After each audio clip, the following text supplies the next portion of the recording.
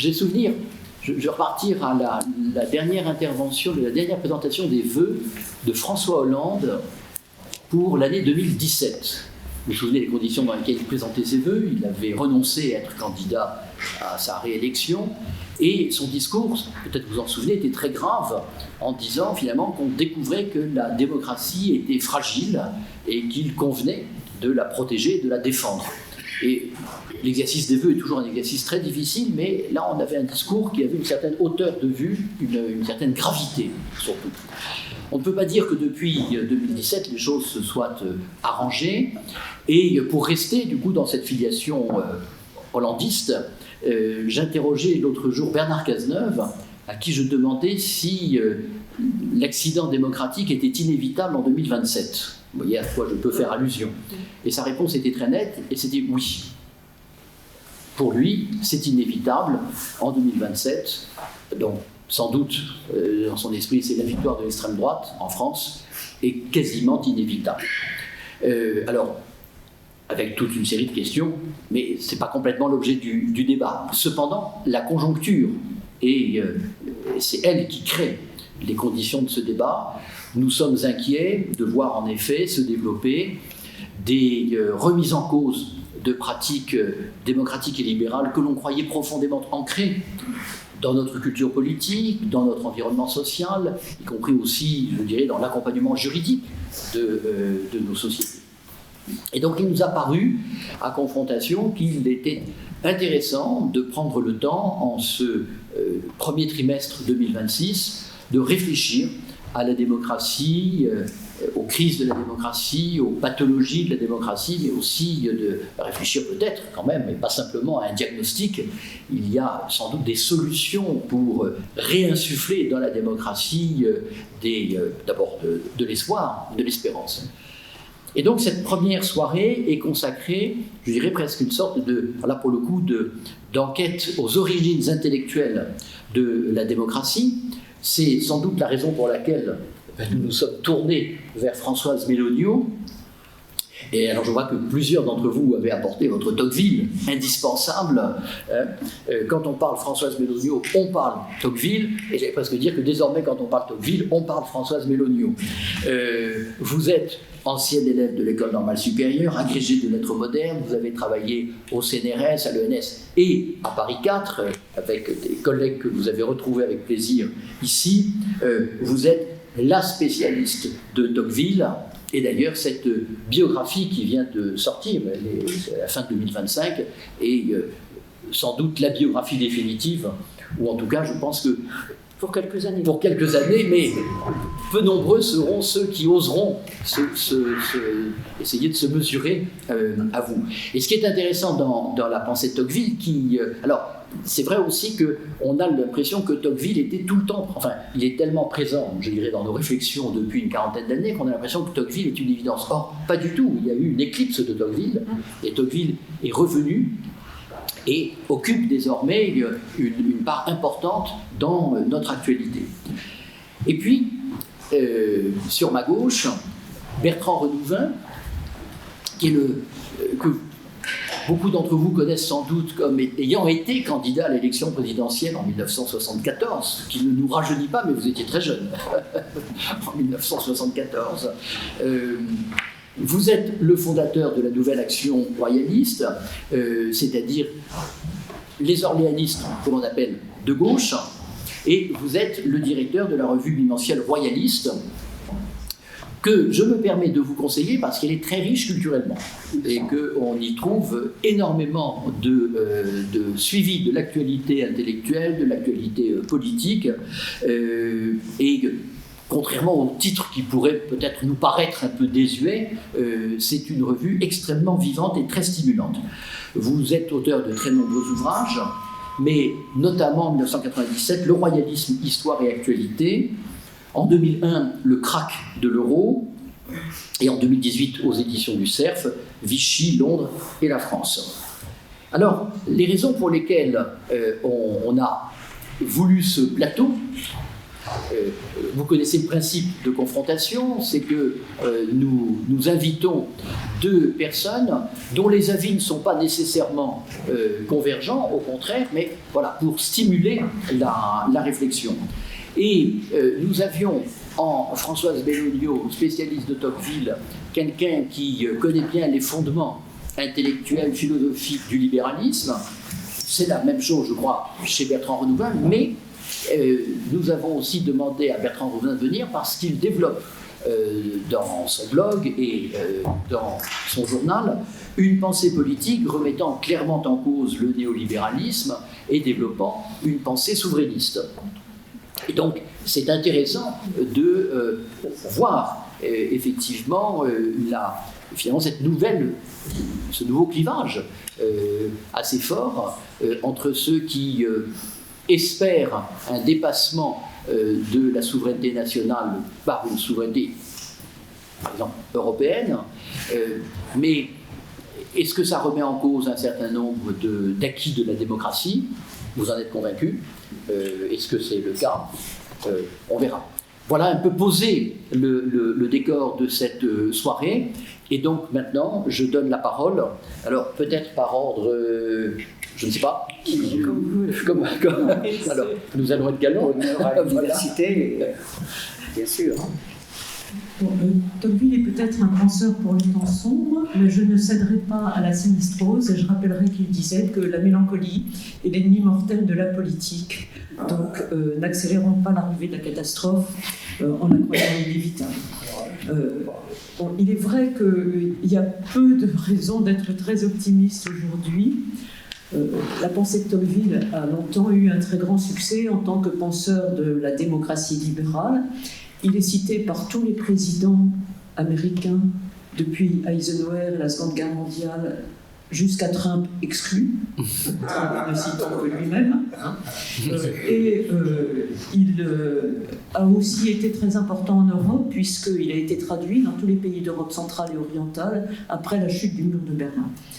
Mais il est vrai que, alors qu'on avait cru assurer la fin de l'histoire et l'avènement de la démocratie libérale, on est bien obligé de dire qu'aujourd'hui, c'est plutôt l'expression démocratie illibérale qui se répand, et je dirais même pire.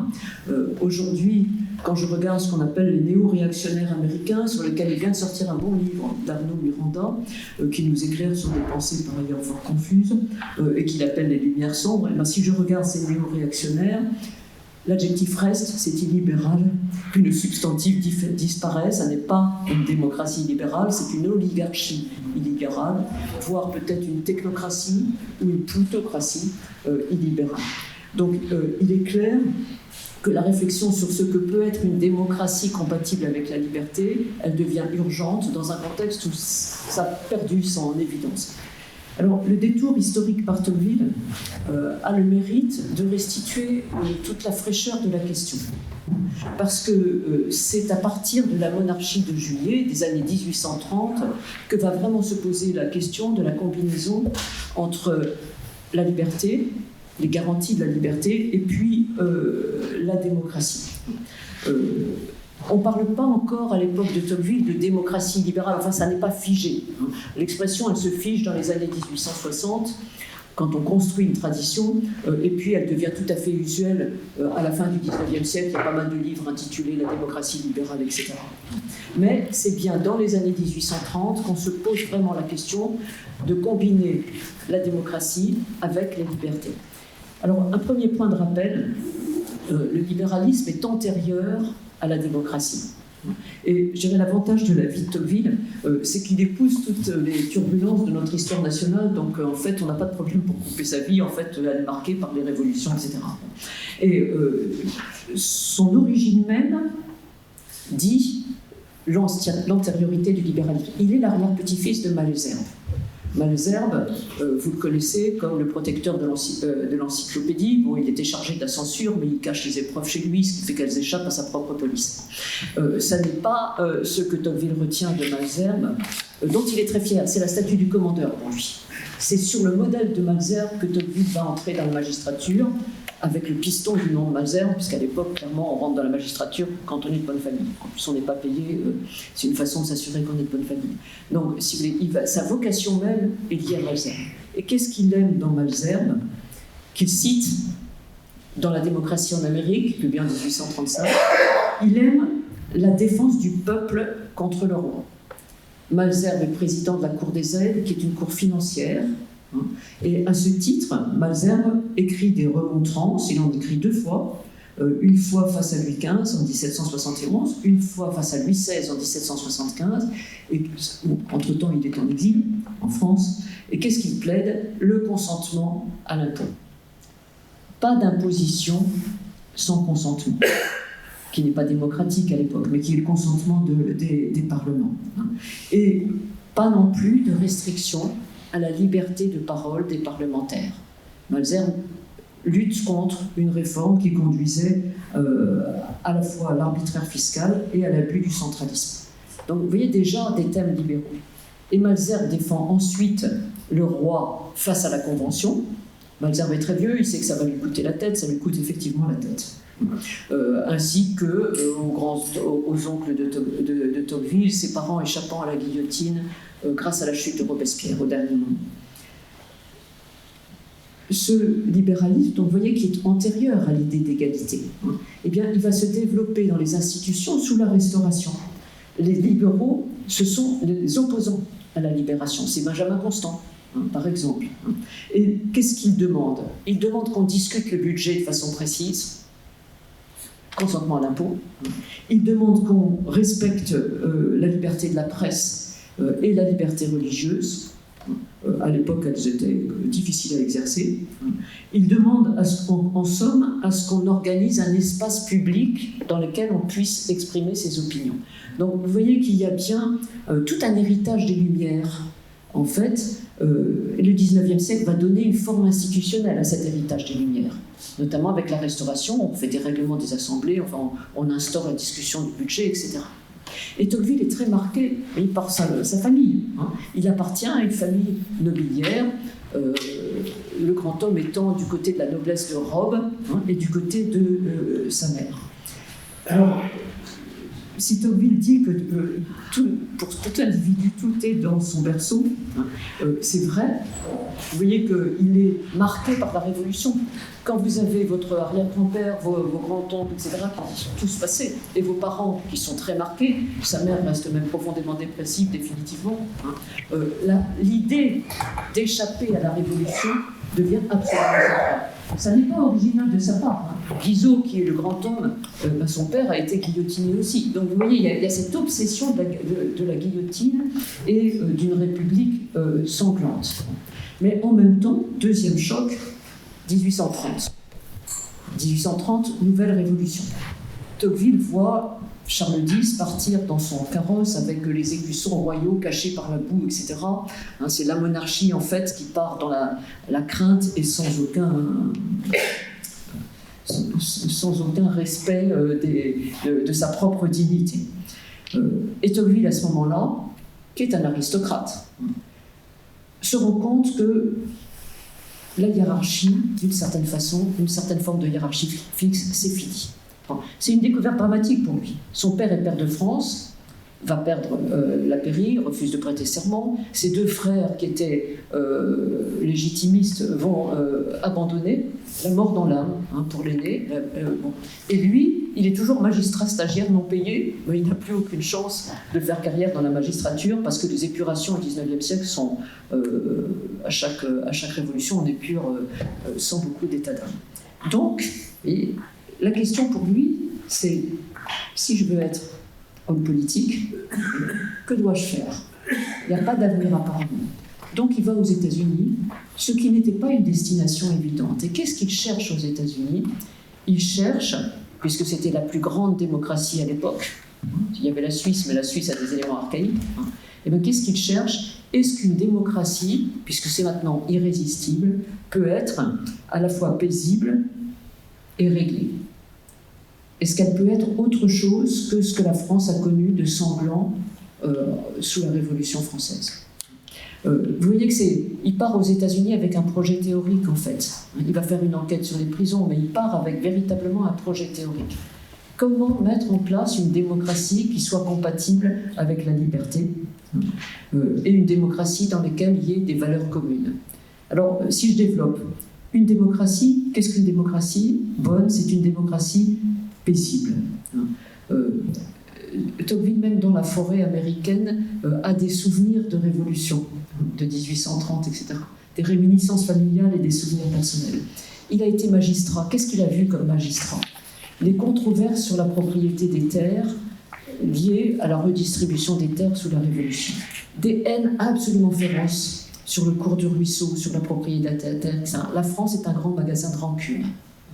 Et donc, qu'est-ce qu'on peut trouver, vous voyez, ailleurs, qui soit une démocratie paisible?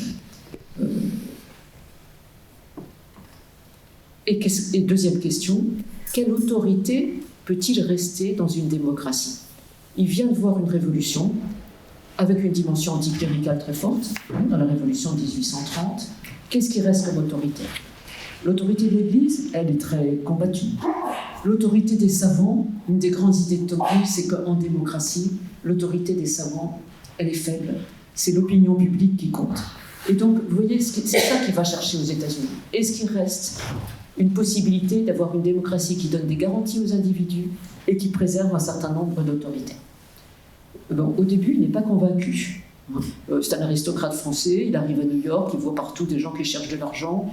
Bon, le tempérament français, c'est pas tellement de glorifier l'argent, et puis le sien encore moins. Et il va se convertir le 4 juillet 1831. C'est pas par hasard. Il assiste, on va célébrer le 4 juillet américain cette année, c'est la déclaration d'indépendance, parce qu'il voit ce jour-là le patriotisme américain. Il voit les gens défiler. Bon, les défilés sont assez minables, c'est pas du tout les grandes cérémonies françaises, mais il y a un vrai patriotisme. Et donc, c'est à partir de ce moment-là qu'il se dit qu'il y a des leçons à tirer des États-Unis pour la France et pour l'Europe.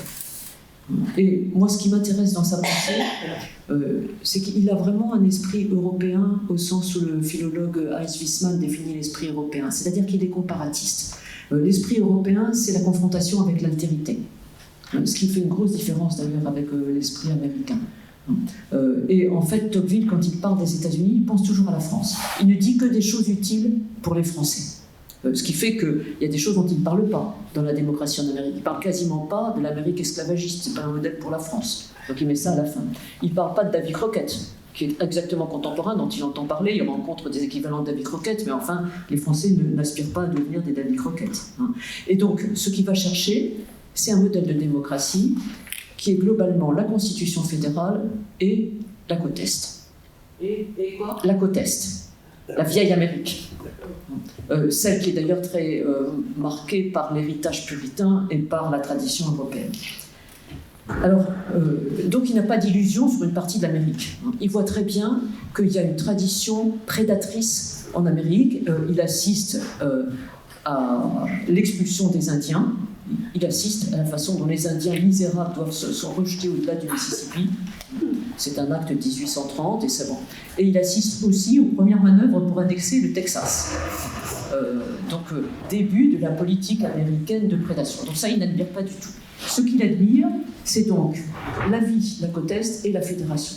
Et si je veux résumer ce qu'il trouve admirable et qui doit nous servir de réflexion, l'Amérique est une démocratie, c'est-à-dire politiquement un pays de la souveraineté du peuple. Tocqueville dit le peuple règne en Amérique comme Dieu sur l'univers. Donc, souveraineté du peuple. Mais ce qui fait que c'est une démocratie libérale, c'est que c'est une démocratie qui prend son temps. On a résumé la pensée de Tocqueville dans une pièce ironique à la fin du 19e en disant que le temps perdu est parfois du temps gagné. Et ben, c'est un excellent résumé de la pensée de Tocqueville. Si je prends tous les éléments, quand vous êtes dans un pays fédéral, il y a un frein aux passions parce que les différents États se servent en quelque sorte d'équilibre. Quand vous suivez la Constitution américaine, le fait qu'il y ait deux assemblées, mais qu'il ne soient pas deux assemblées comme chez nous au XIXe siècle, avec une assemblée qui est la Chambre des pairs, c'est-à-dire une assemblée héréditaire et par ailleurs une assemblée élue. Aux États-Unis, les deux assemblées représentent la souveraineté du peuple, mais différemment. Avantage de deux assemblées, il y a des navettes. Et donc vous avez le temps de la réflexion et vous calmez les passions populaires. Bon, aujourd'hui ça ne marche pas parce que les deux assemblées sont du même avis aux États-Unis, mais en soi, le bicamérisme est une garantie. Garantie aussi l'absence de mandat impératif. Tocqueville va être député. Moi, ce qui me séduit dans sa pensée, c'est qu'on pourrait lui appliquer la formule de Jaurès. Alors, je n'ai pas osé la récupérer, mais elle est très juste pour tous les penseurs du 19e. Penser pour agir, agir en pensant. Très belle formule qui qualifie absolument Guizot, Tocqueville, etc., sur ce qu'on appelle les publicistes. Et en fait, c'est ce qu'il va appliquer dans sa vie politique. Il est député, pas de mandat impératif, parce qu'un mandat impératif, ça ne sert plus à rien pour la discussion, puisque en fait, il n'y a plus de discussion possible, il n'y a plus de lenteur de la discussion. Donc, bicamérisme, lenteur, vous voyez, le député, c'est un système de don et contre-don. Le député donne sa réputation, sa réflexion, et la population, en échange, lui donne de la reconnaissance. Autre élément qui ralentit, le pouvoir des juges. Les juges fédéraux, mais aussi la Cour suprême. Pourquoi ? Parce que les juges sont un frein presque invisible aux passions populaires. Et c'est aussi des éducateurs grâce au jury. Tout le 19e siècle, l'arrivée du jury. Bon, moi, j'ai été convoquée comme jury, je dois dire que, bon, on est peut-être moins admiratif, ça marche moins. Mais au 19e siècle, c'est essentiel. C'est la preuve de la capacité du peuple. Et donc, vous voyez, au fond, la Cour suprême, elle avait jadis cette fonction de ralentir les passions populaires. On reviendra peut-être dans la souveraineté sur le fait que Tocqueville pense qu'en France, c'est peut-être pas à adopter. Et puis, dernier élément, dans l'ordre politique, ce que Tocqueville appelle la décentralisation aux États-Unis. En fait, dès l'année qui suit la démocratie en Amérique, il appellera ça le self-government, qui est le mot juste, mais ça faisait trop anglais pour des lecteurs français. Mais décentralisation aux États-Unis, le mot est idiot, il n'y a pas de centralisation avant, on ne peut pas décentraliser. C'était vraiment pour rentrer dans l'état d'esprit des Français. Qu'est-ce que c'est que la décentralisation ? C'est la commune, c'est-à-dire en fait les communes américaines, elles sont grandes, hein, ce sont des cantons pour chaque. Quel est l'intérêt ? C'est que les différents habitants, participant à la gestion des affaires, font leur éducation civique sur les affaires qui relèvent de l'échelon local. Il y a la politique nationale, la politique étrangère, la souveraineté, etc. Et il y a la politique locale. Mais elle a une fonction éducative. Tocqueville dit c'est l'école primaire de la liberté. Sous réserve que les citoyens soient éduqués. Et Tocqueville, qui était parti avec le préjugé français que donner d'éducation au peuple, ça risquait d'en faire des aigris. Il y a encore des gens qui pensent comme ça, que les études peuvent fabriquer des aigris. Et bien, il s'aperçoit qu'aux États-Unis, en fait, l'éducation a des effets très positifs. Que une bonne partie des criminels ne savent pas lire d'ailleurs, et que donc cette éducation, elle a un effet positif dans la gestion des affaires communes. Et il croit au progrès social par ce biais-là. Parce que les gens discutent ensemble, l'écart entre les conditions devient moins grand. L'écart entre les riches et les pauvres. Donc ça, c'est pour l'ordre politique. Et vous voyez que tout ça s'applique assez bien à ce qui se passe en France comme inverse. Il n'y a pas de vie locale en France forte. Les conseillers municipaux ne sont élus qu'à partir de 1833. Les conseillers généraux vont avoir des attributions plus grandes dans 1836. On est au tout début. Mais avant, finalement, il n'y a pas d'exercice de la liberté locale. Donc ça pour l'ordre politique. Pour l'ordre social, qu'est-ce que c'est qu'une bonne démocratie ? C'est une société dans laquelle la presse locale et nationale et les associations civiles et politiques sont très actives. Parce qu'elles permettent à chacun de se tenir au courant, de se former, et elles exercent aussi un travail de surveillance. C'est un peu ce que dit Pierre Rosanvallon sur la société de surveillance. À quoi sert la presse ? À surveiller. Je dirais que c'est précisément aujourd'hui ce qui est en danger aux États-Unis. En fait, vous voyez toute la description que je vous fais, et c'est précisément l'ensemble des choses en danger aux États-Unis, mais peut-être aussi chez nous, avec la presse.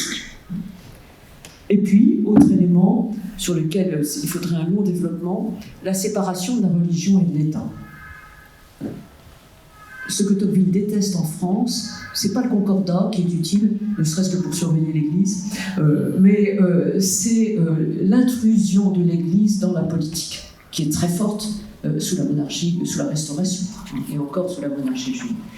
Aux États-Unis, il y a séparation des Églises et de l'État au niveau fédéral, ce qu'on appelle le mur de la séparation. Tocqueville voit bien que c'est beaucoup moins vrai au niveau des États. On lui dit que ça va s'arranger, mais en fait, pas du tout. Et c'est beaucoup moins vrai au niveau de la vie civile. Il remarque que aux États-Unis, si vous vous déclarez athée, la chose devient extrêmement difficile. L'opinion publique vous impose de croire, en tout cas de faire semblant. Donc, vous voyez qu'il a là une conception de la religion qui fait barrage, en fait, aux passions populaires. Tocqueville explique, ce qui pour un religieux évidemment est un peu bizarre, que la foi c'est bien, mais à condition qu'elle ne soit pas trop forte. Parce que sinon on devient quand même, là il y a des passions et là ça ne marche plus. Donc il est très très réticent avec certains mouvements du réveil, il est très réticent avec les mystiques français aussi, ou avec l'imitation de Jésus-Christ. La religion c'est bien à condition que ça calme les passions. Ce qui n'est évidemment pas le cas aux États-Unis aujourd'hui. Alors, qu'est-ce qu'il y a derrière comme conception de l'homme ? Il y a d'abord, vous voyez, une très grande méfiance envers les passions. C'est pour ça qu'il faut de la lenteur. Une démocratie dérape quand elle se livre sans contrôle aux passions. Et, sauf la passion de la liberté, évidemment. Le socialisme est une forme, pour Tocqueville, de dérèglement des passions, pour lequel il n'y a plus de limite aux réformes demandées. C'est un tempérament libéral, c'est-à-dire qu'au fond, il est très méfiant devant les manifestations de masse. Beaucoup de libéraux sont comme ça, Raymond Aron était comme ça aussi. Méfiance devant les révolutions, méfiance devant les formes religieuses qui seraient des manifestations de masse purement émotives, méfiance même devant, vous voyez, le suffrage universel s'il n'est pas réglé parce qu'il peut être difficile. Donc la première condition, c'est régler les passions, par la lenteur, par l'éducation. La deuxième condition, c'est qu'une démocratie ne peut fonctionner que s'il y a un sentiment de similitude et de sympathie entre les gens qui composent cette démocratie. Ce qui n'était évidemment pas le cas dans l'ensemble de la France au XIXe siècle, même si le sentiment de similitude progressait. Tocqueville est très frappé de voir que dans la rue, aux États-Unis, le descendant d'une famille importante, avec des fonctions politiques, discute très librement avec le savetier ou le jardinier du coin. Alors ses amis américains lui disent ne pas croire que c'est véritablement égalitaire, c'est exactement comme à la fin d'une lettre, quand on écrit « votre serviteur », ça ne veut pas du tout dire qu'on se considère comme serviteur. Bon, ça n'est pas une égalité si forte qu'on pourrait croire, que pourrait croire un Français. Mais pour un Français, si vous imaginez la société de 1835 ou 1840, c'est effectivement extraordinaire. On est dans une société dans laquelle, Michelet dit, il y a des races de riches et des races de pauvres. Tocqueville dit à peu près la même chose avec un autre vocabulaire. On repère les riches et les pauvres immédiatement, à leur costume, à leur état de santé, etc.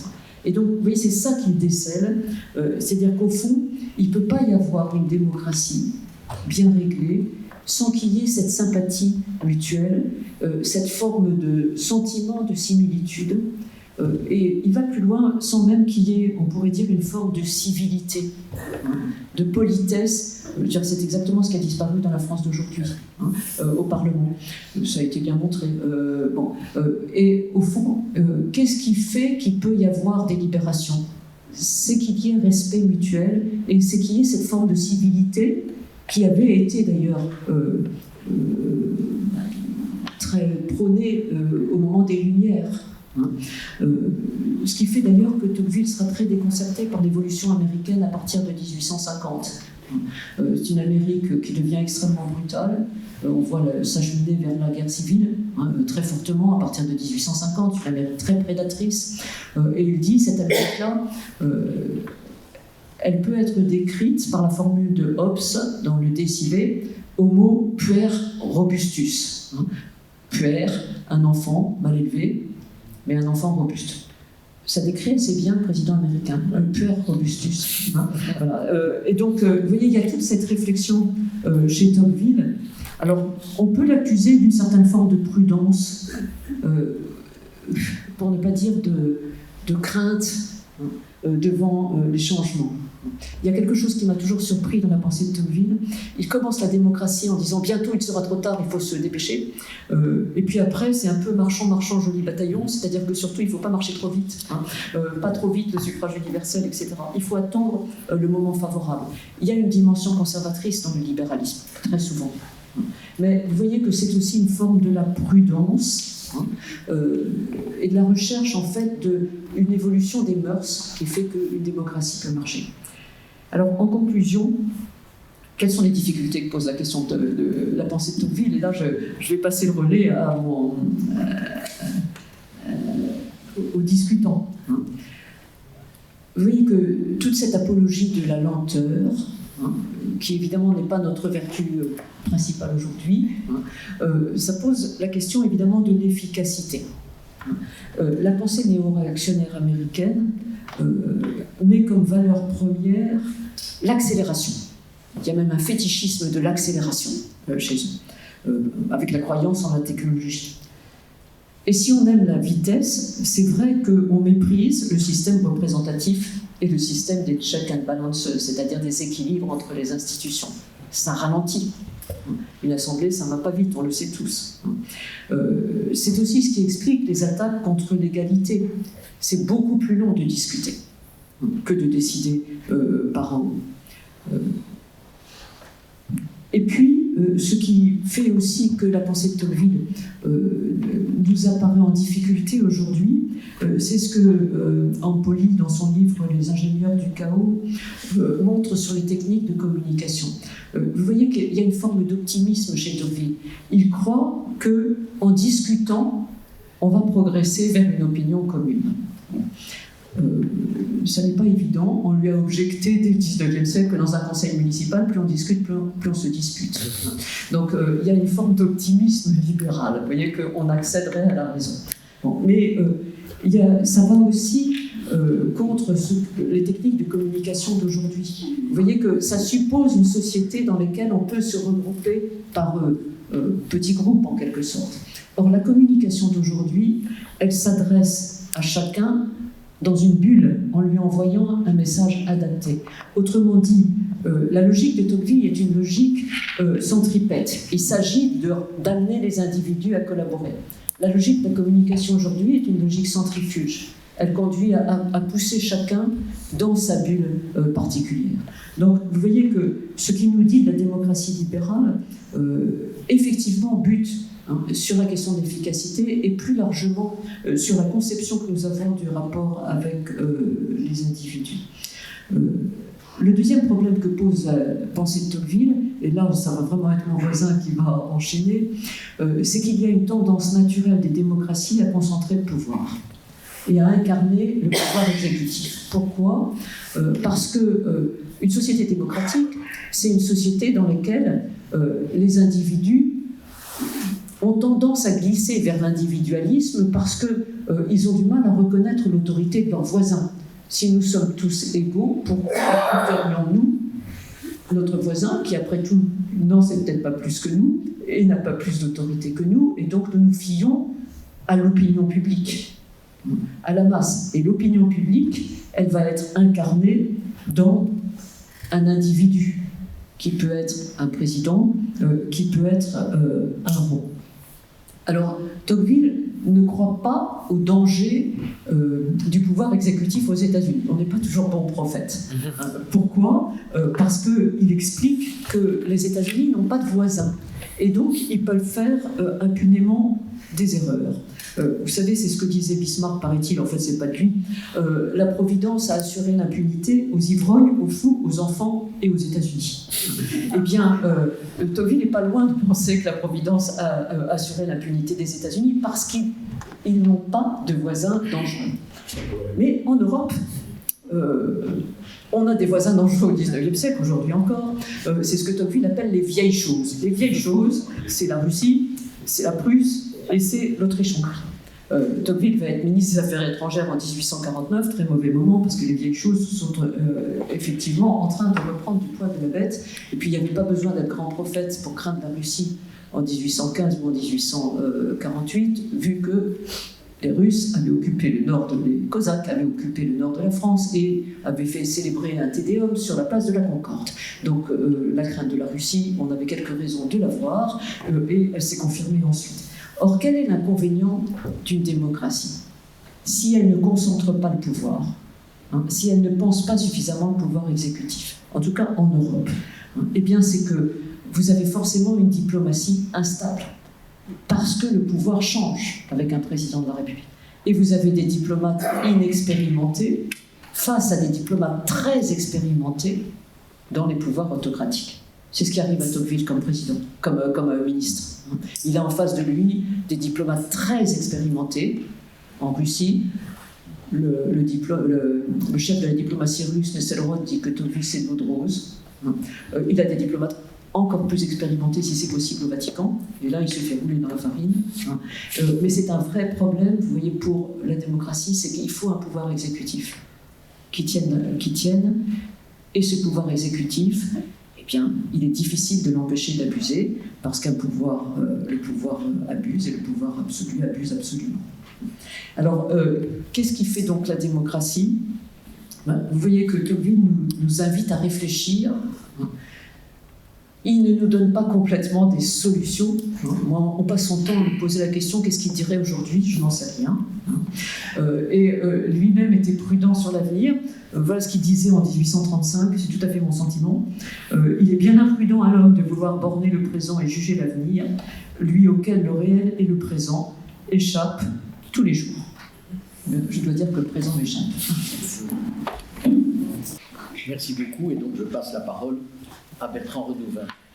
Merci de me recevoir. Je ne vais pas me faire le partisan du pouvoir exécutif nécessairement. J'ai écouté avec beaucoup d'attention l'exposé sur Tocqueville. Je me reconnais dans beaucoup de réflexions, dans la mesure où ma tradition politique doit beaucoup au libéralisme tel qu'il s'est affirmé en France au XIXe siècle. Je ne vais pas commenter Tocqueville, je n'aurai pas cette audace, madame, certainement pas. Je dirais simplement, avant d'entrer dans le vif du sujet tel que je le conçois, que Tocqueville, bien sûr, pouvait avoir deux éléments. L'un qu'a vu Guizot, c'est-à-dire l'apparition de la lutte des classes, et Marx est tributaire de la pensée de Guizot, tout le monde sait cela. Et deuxièmement, les conditions politiques modernes pour l'État qui, en France notamment et dans d'autres pays, est en charge de la dissuasion nucléaire, c'est-à-dire de l'existence même de la nation. Donc ça donne une densité aux décisions de l'État qui n'existait pas dans les siècles précédents où la guerre était conçue tout à fait autrement. Mais je vais revenir à la question posée par notre président. Qu'est-ce qui fait la démocratie? Et c'est une question très intéressante à cause du mot « faire ». Qu'est-ce que c'est que faire? Parce qu'on sait très bien, vous l'avez dit, la démocratie, ce sont les libertés publiques plus la souveraineté populaire. En gros, c'est ça, c'est déjà beaucoup. Mais la démocratie n'existe en France comme ailleurs d'ailleurs qu'à l'intérieur d'un système de médiation qui est complexe. Plus c'est complexe, plus on est civilisé. Et je me placerai sous l'égide de quelqu'un que j'admire beaucoup, qui est un de mes amis, Bernard Bourdin, que vous connaissez, je crois, philosophe du politique et du théologique, et même fait sa thèse sur la théologie du politique. Et cette thèse est une analyse de l'histoire des médiations dans l'Europe, telle qu'elle s'est développée à partir du christianisme. Donc oui, il y a un grand problème de savoir comment on organise les médiations pour garantir la liberté et la justice. Et le second philosophe que j'invoquerai ce soir, qui est un peu trop oublié à mon avis, c'est Claude Bruer, qui a été un de mes maîtres, métaphysicien qui travaille dans la perspective hegelienne et qui a écrit un livre remarquable qu'on trouve toujours en livre de poche, je crois, qui s'appelle « La raison politique ». Et ce qui est intéressant dans ce livre, c'est que justement, Claude Brouwer met en œuvre le système des médiations telles qu'elles existent dans une démocratie moderne. Alors je n'entrerai pas dans le détail de peur de vous lasser, mais il y a trois domaines du politique. Il y a l'État, il y a la nation et il y a le pouvoir politique, qui sont des choses distinctes, mais toujours reliées, dans une relation qui est toujours une relation dialectique. L'État, c'est l'ensemble des administrations publiques qui sont chargées de mettre en œuvre le droit. C'est rien d'autre. Ce n'est pas le monstre froid de Nietzsche, c'est quelque chose qui est tout à fait essentiel pour faire vivre une société moderne, surtout une société moderne, qui est une société complexe. La nation et l'État obéissent à un principe de légitimité, de l'égalité, pardon, un principe de l'égalité. La nation, c'est une collectivité civique qui a une dimension historique, bien sûr, surtout dans un pays qui a une histoire millénaire. Et il est vrai que cette nation relève du principe de souveraineté. Je ne suis pas souverainiste, justement parce que la souveraineté n'est pas tout. Il ne suffit pas de dire rétablissons la souveraineté qui nous a été enlevée pour résoudre les problèmes de la nation française et de la démocratie dans cette nation. C'est un élément qui est très important, ce n'est pas le seul. Résoudre, si on veut appeler ça comme ça, résoudre le problème de la souveraineté ne dit rien sur le pouvoir politique. Or, il y a nécessité d'un pouvoir politique qui mette en œuvre la souveraineté selon un principe de légitimité. Et là aussi, il y a toute une dialectique qui fait que ce pouvoir politique, il doit, d'ailleurs comme Tocqueville l'a vu, ne pas être uniquement le domaine de l'exécutif, qu'il doit y avoir un pouvoir législatif, qu'il doit naturellement y avoir un principe de séparation des pouvoirs, qui est aussi un principe de dialogue entre les pouvoirs, et c'est là que se pose la question du régime politique, qui est il y a plusieurs régimes politiques qui sont autant de modalités du pouvoir politique, que ce soit un régime hypothétique de démocratie directe, ou une monarchie élective, comme nous en avons une en France depuis la fondation de la Ve République, ou d'autres monarchies, une république parlementaire avec un poids très important du Parlement, ou un régime d'assemblée, etc. Ce sont diverses modalités du politique, mais l'essentiel, c'est que le pouvoir politique existe à la fois par rapport à l'État et par rapport à la nation, afin justement que les médiations puissent fonctionner et qu'on puisse trouver dans le jeu des pouvoirs et des différentes conceptions du politique, qu'on puisse trouver la liberté, qu'on puisse faire vivre la liberté. C'est ça qui fait la démocratie dans beaucoup de pays, cette dialectique de l'État, de la nation et du pouvoir, avec cette particularité française, c'est que nous sommes une république. Et alors la République, c'est pas un régime, c'est un corps de principe. On sait ça depuis toute une histoire de l'idée républicaine depuis Aristote. C'est un corps de principe qui est reconnu en droit. On parle toujours des valeurs, défendre les valeurs. Les valeurs, on ne sait pas ce que c'est en général. C'est des règles individuelles que l'on se fixe à soi-même. Montesquieu l'a très très bien dit. Là, au contraire, nous avons des principes. Et ce sont des principes qui sont inscrits. Il y a la Déclaration des droits de l'homme, il y a le préambule de 1946, c'est-à-dire des principes qui sont l'œuvre de révolution, qui ont été accomplis par les Français. Et cela fait le bloc de constitutionnalité. Donc nous sommes sous l'égide de la République telle que je l'ai définie, comme corps de principe. Nous avons à faire fonctionner l'État, à faire vivre la nation et à faire exister un pouvoir politique légitime. Le problème, l'immense problème auquel nous sommes confrontés, c'est que ces trois domaines du politique sont en crise en même temps, ou ont été mis en crise en même temps. Alors, ce qui fait que la démocratie est malade. Qu'est-ce qui fait la démocratie ? C'est un bon fonctionnement de l'État, une vie aussi paisible que possible dans la nation et un pouvoir politique légitime, et tout ça dysfonctionne. L'État a été partiellement détruit par le néolibéralisme.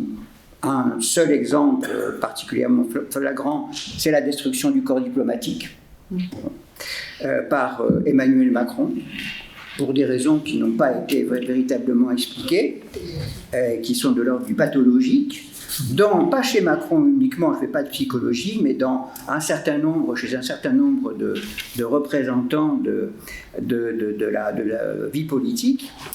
La nation, elle est également entrée en crise parce que nous sommes confrontés à cette entité qui s'appelle Union européenne, qui est quelque chose de très complexe, mais à qui nous avons délégué un certain nombre d'éléments de souveraineté en matière budgétaire et surtout en matière monétaire. On n'en parle plus jamais, mais c'est très important, et également en matière commerciale.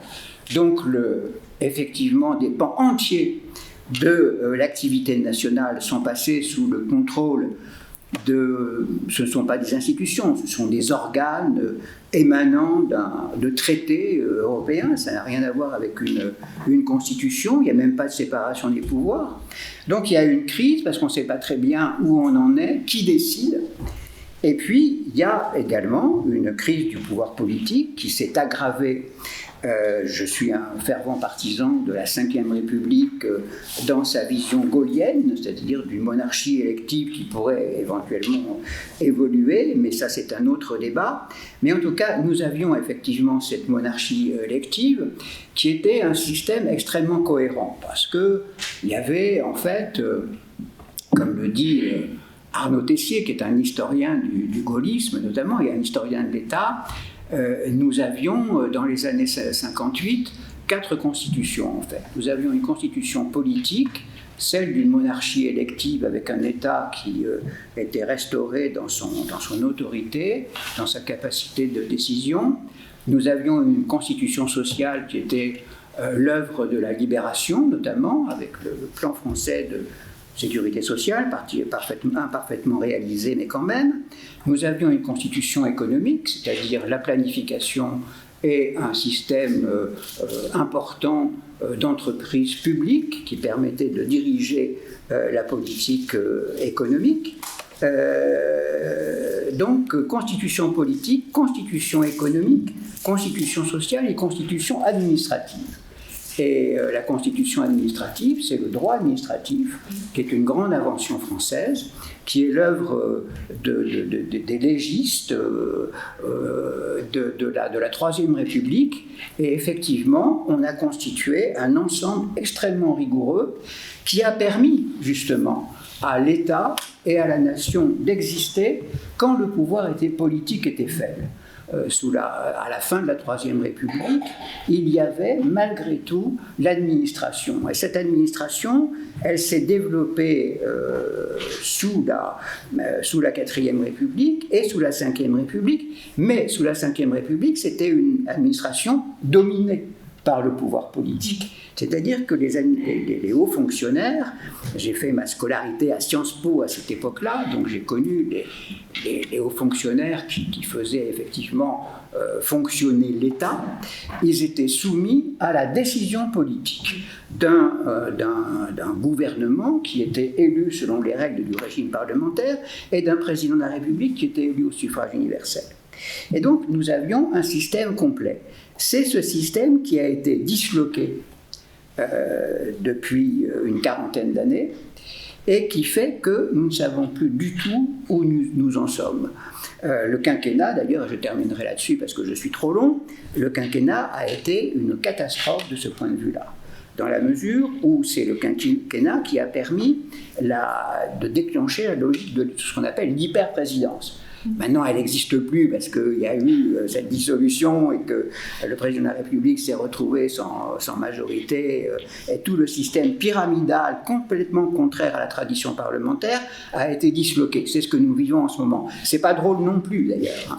Mais nous avons eu l'hyper-présidence avec Sarkozy, avec François Hollande qui ne savait pas très bien d'ailleurs où il en était, mais surtout avec Emmanuel Macron, qui fait que le système même des institutions a été disloqué et que la symbolique politique elle-même a été défaite. Parce que le système de légitimation par le suffrage universel s'est trouvé en fait complètement déformé par cette volonté de puissance du président de la République qui était censé diriger tout avec les médias qui parlaient du président comme s'il était le législateur.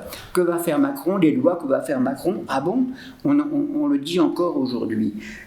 Mais c'est un crime contre le parlementarisme, tout cela. Donc on ne sait plus du tout où on en est. La crise actuelle aggrave les choses, plus tous les facteurs qui font que, les facteurs extérieurs, qui font que nous avons du mal à trouver des repères. On est en train de vivre effectivement la fin du mythe occidental. Il n'y a pas d'Occident, on le savait un peu, beaucoup l'ont dit, Régis Debray l'a très très bien dit dans un livre, mais tout le monde s'aperçoit que c'est une fiction. Il n'y a plus d'OTAN. Tout le monde voit que les Américains, comme l'avait dit le général de Gaulle en 1958, ne nous protègent pas et ne nous ont jamais protégés, parce que justement il y a la question du nucléaire qui est en cause et qu'on ne risque pas sa vie pour les autres quand on est une puissance nucléaire menacée par une autre puissance nucléaire. Donc on assiste à une désorganisation, non pas du monde, mais des représentations qu'on se faisait du monde tel qu'on croyait qu'il était, c'est-à-dire le monde dominé par une Amérique bienveillante, avec une Union européenne qui était la fin de l'histoire. Tout ça est en train de dysfonctionner ou de disparaître, et nous sommes désemparés. Donc il faudra effectivement, mais c'est un vaste programme, reconstituer un système de médiation et redonner également au pouvoir politique et à l'État les moyens de son autorité. C'est-à-dire, je suis partisan d'une planification économique sérieuse et d'un système d'entreprises publiques capable justement de permettre à un pays, à une nation de fonctionner et de retrouver les voies de la prospérité. Voilà, j'en ai terminé, mais on peut comme ça, sur ces quelques éléments, ouvrir le débat. Merci, Monsieur le Président.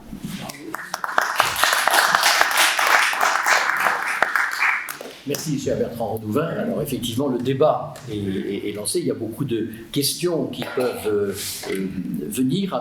Je me permettrai, puisque j'ai le micro, de lancer ces questions. Je suis de plus en plus frappé par la puissance de l'inertie des cultures politiques dans les États. Contrairement à ce que croyait Braudel, où il nous avait fait croire que la politique c'était superflu et que c'était l'écume des choses, pas du tout. La culture politique, elle imprègne de façon extraordinairement durable les représentations, la manière de faire. On le voit avec les États-Unis, même si effectivement on est un peu saisi du spectacle actuel, où on a le sentiment que justement cette tradition de culture politique ne semble plus exister. On le voit aussi dans le cas français, où par exemple demeure très fort chez nous la puissance de l'idéal révolutionnaire. Ah bah oui, on a un président qui a qualifié son programme de révolution dans son livre. Mais oui, c'était le titre du livre. Pourtant, le livre était très peu révolutionnaire. Et c'est vraiment quelque chose auquel on croit. Alors, dans ces conditions, est-ce que véritablement, alors parce que face à la crise de la démocratie que nous sommes en train de vivre et que vous avez, d'une certaine façon, chacun décrit à votre façon, en observant l'origine de la constitution d'une société démocratique, et j'allais presque dire, non pas en observant la fin, mais en observant les dysfonctionnements. Est-ce que finalement, dans cette culture politique, dans ces cultures politiques, qu'est-ce qui fait l'enracinement démocratique ?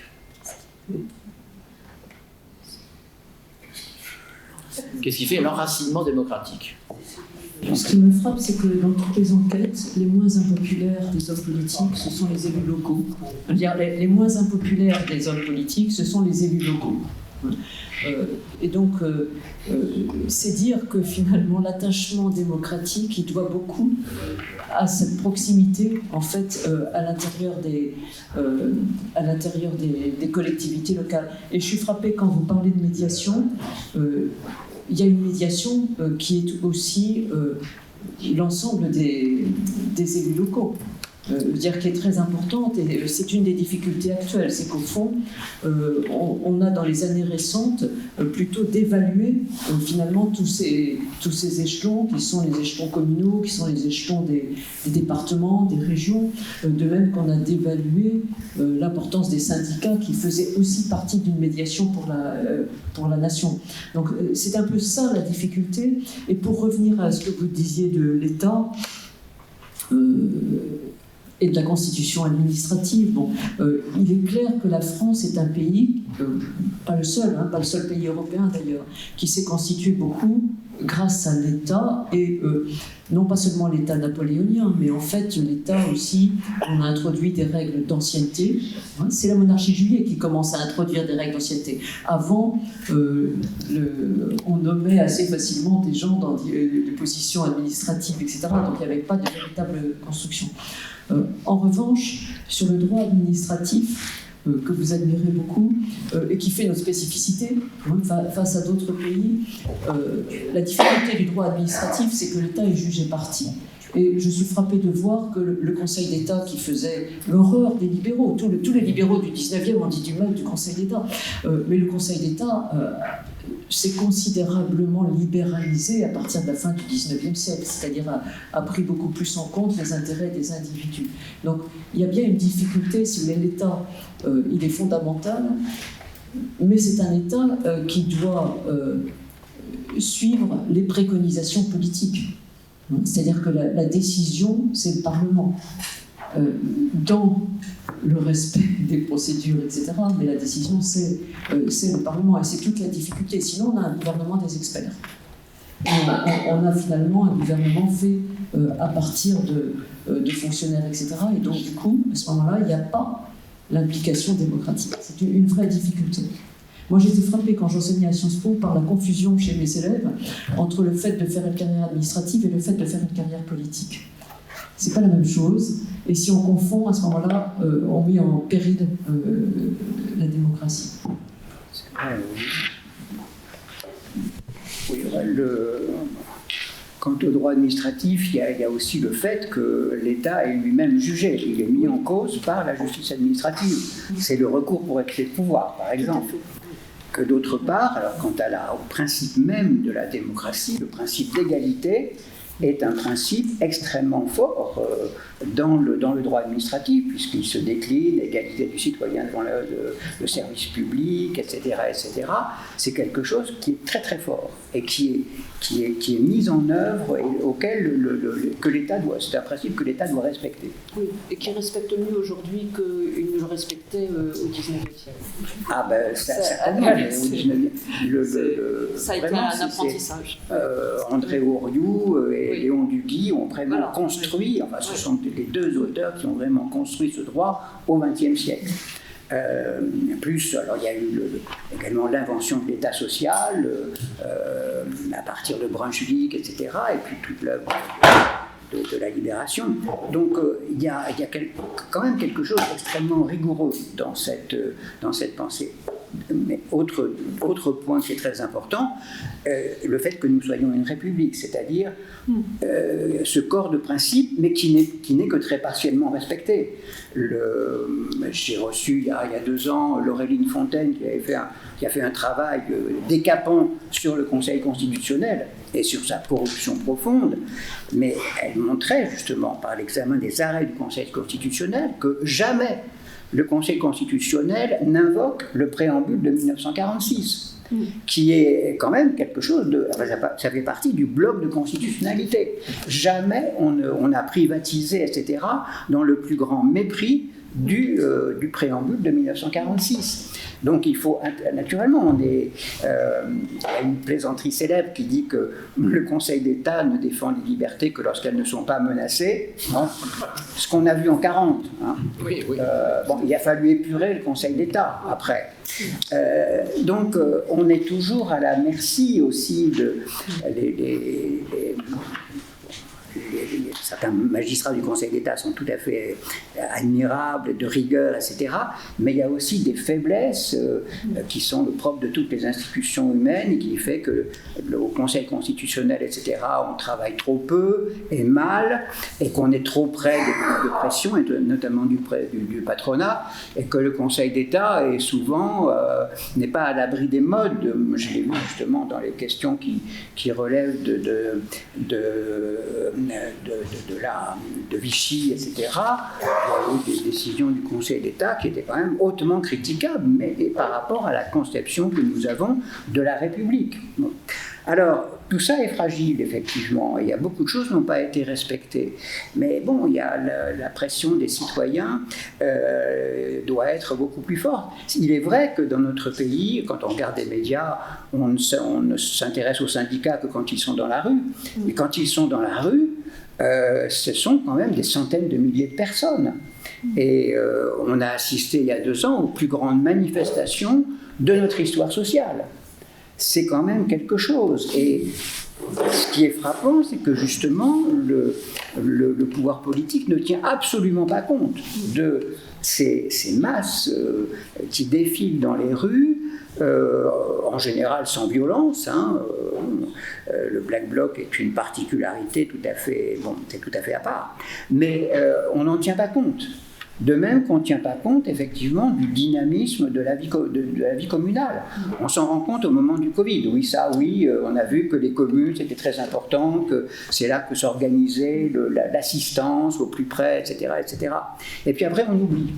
Et on surcharge les communes de tâches qu'elles ont du mal à accomplir parce qu'elles n'ont pas assez d'argent, etc., etc. Donc oui, ça dysfonctionne, mais il y a quand même quelque chose qui résiste. Et ce sont les syndicats, ce sont les communes, et c'est aussi une partie de la fonction publique.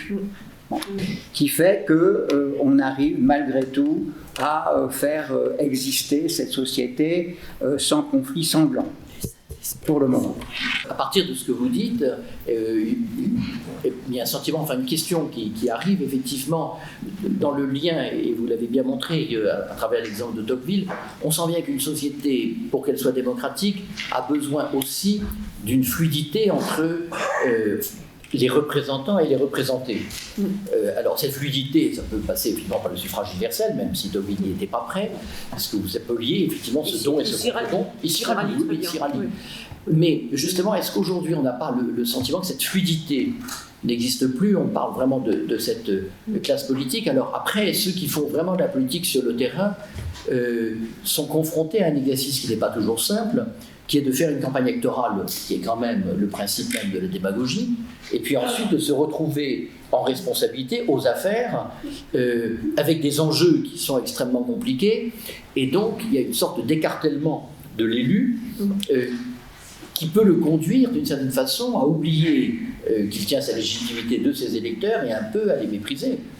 Moi, le sentiment que j'ai effectivement actuellement, c'est qu'on a une classe politique quand même très enfermée sur elle-même, avec des relais médiatiques assez puissants, d'où la popularité des élus locaux que vous évoquez, parce qu'effectivement, eux se trouvent, je dirais,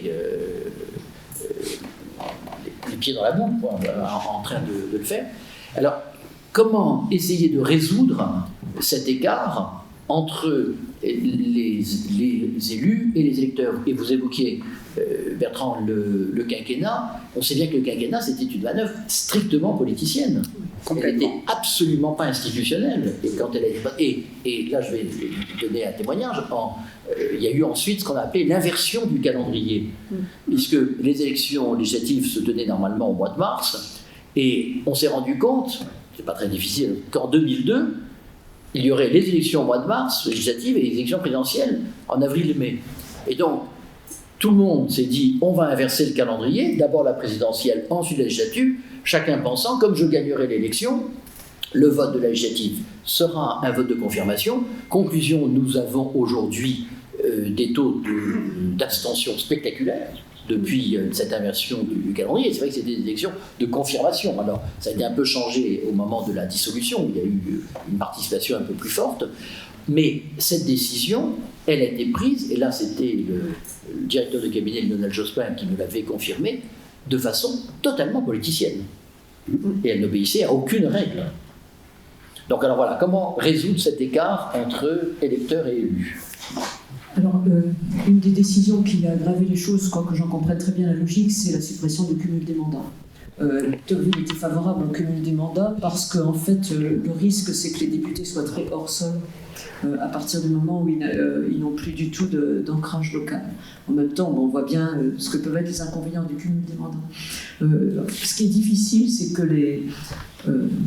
la désaffection démocratique, comme on dit, il n'est pas facile de la combattre, d'une part dans une société où les inégalités grandissent, puisqu'en fait, ce qui fait la démocratie, c'est le sentiment de sympathie mutuelle, etc. C'est-à-dire ça suppose qu'on se reconnaisse comme semblables, et quand il y a d'énormes différences de revenus, de fortune, etc., c'est plus difficile. Donc il est clair que la difficulté sociale par rapport à l'extrême richesse met en danger un bon fonctionnement démocratique. Mais indépendamment de ça, ce que je trouve compliqué, c'est que ce que décrit Tocqueville, la presse locale, les communes, même si c'est des cantons, c'est un peu plus grand, bon, c'est quand même au fond dans des sociétés plus petites, en fait, des sociétés de la proximité où on se connaissait.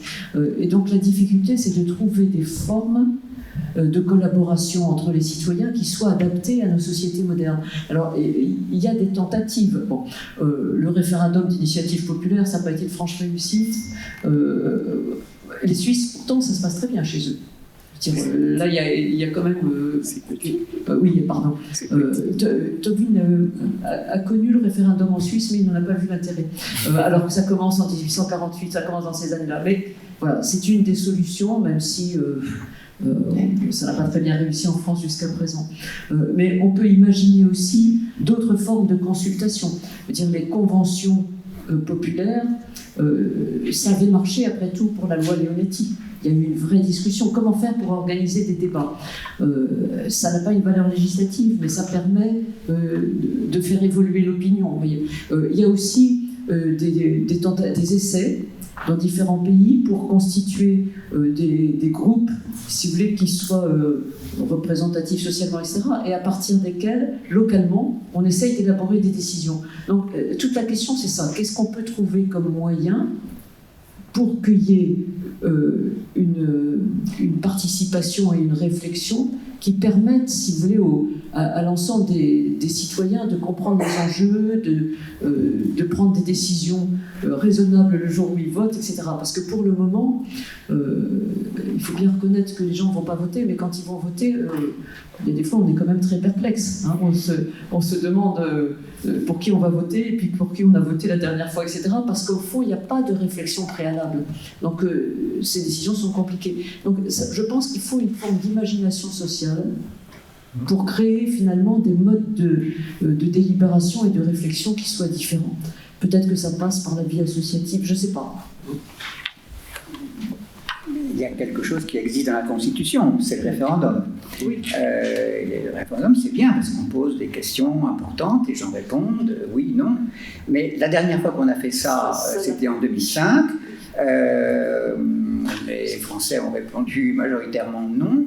Et on n'a pas tenu compte du tout. Il y a eu un viol de la démocratie, là, qui a été un viol complètement qualifié, tout à fait volontaire, de la part d'une élite qui ne voulait pas reconnaître sa défaite et qui ne voulait surtout rien changer à l'organisation européenne.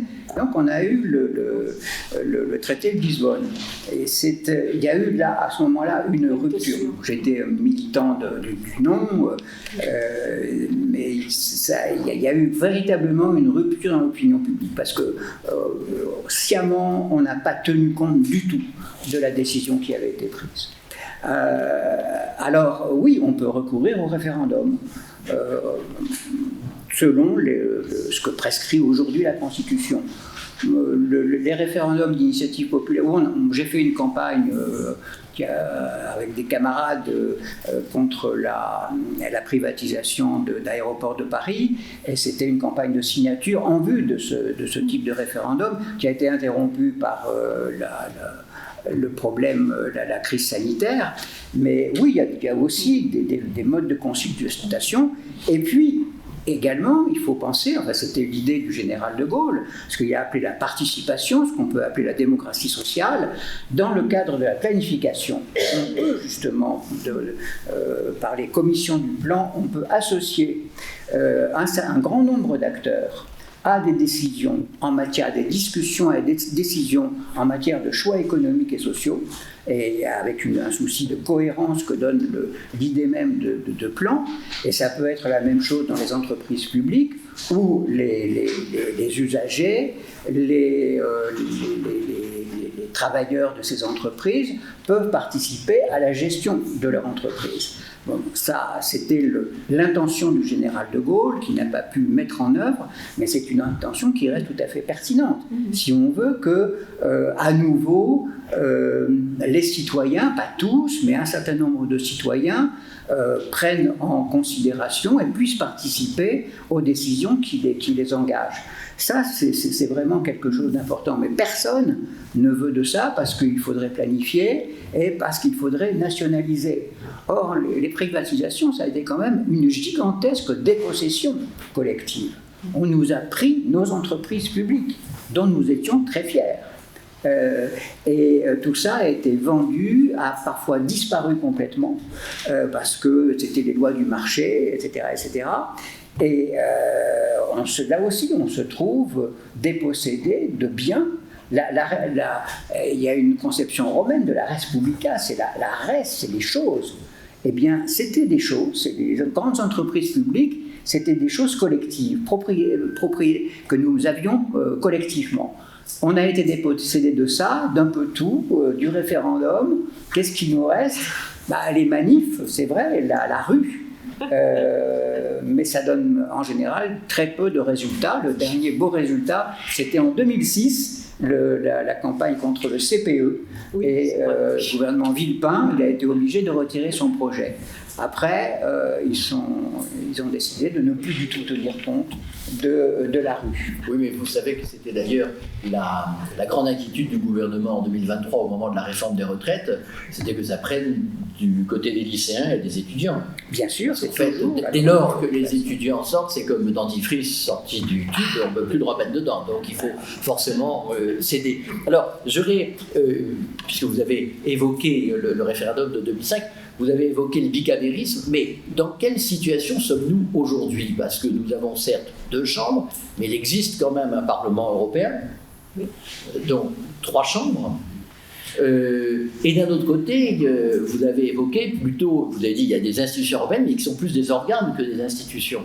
Et donc effectivement, on voit bien que l'architecture politique sur laquelle on fonctionnait, qui est une architecture nationale, se retrouve même très brûlée par ce système.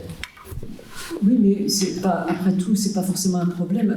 Si vous prenez la fédération américaine, je veux dire, vous avez des assemblées au niveau de la fédération et vous avez des assemblées au niveau des États. La question, c'est de savoir comment on fait la répartition des compétences. En fait, c'est surtout ça. Mais c'est le même problème, si vous voulez, entre l'Assemblée nationale et puis la gestion au niveau des départements, etc. Le problème, c'est la clarté dans la répartition des compétences. Là, il y a encore des progrès à faire qui soient considérables, parce qu'on ne peut pas faire intervenir en permanence l'Europe pour des choses tout à fait extérieures à ses compétences. Donc ça, il y a un réglage délicat à faire sur ce qui relève de chaque niveau pour éviter les doublons. Pour le moment, on est dans des interventions multiples à tous les niveaux. Ça me paraît beaucoup plus grave parce que ce n'est pas des institutions, puisque l'Union européenne, c'est un traité, ce sont des traités. La Cour de Karlsruhe dit union conventionnelle, régie par des traités. Donc, mais il y a des assemblées. Ah oui, mais enfin, le Parlement européen ne vote pas la loi, il ne vote pas le budget. La Commission européenne a le pouvoir législatif, enfin législatif entre guillemets, parce que ce sont des directives. La Banque centrale européenne est hors de contrôle. L'Eurogroupe, qui prend des décisions, notamment celle de massacrer les Grecs en 2015, est hors système. Et quant à la Cour de justice de l'Union européenne, elle prend des décisions complètement arbitraires, sans aucun contrôle de qui que ce soit. Bon. Donc là, alors quant à la démocratie, on est vraiment dans le néant. Surtout qu'on peut rentrer dans les détails.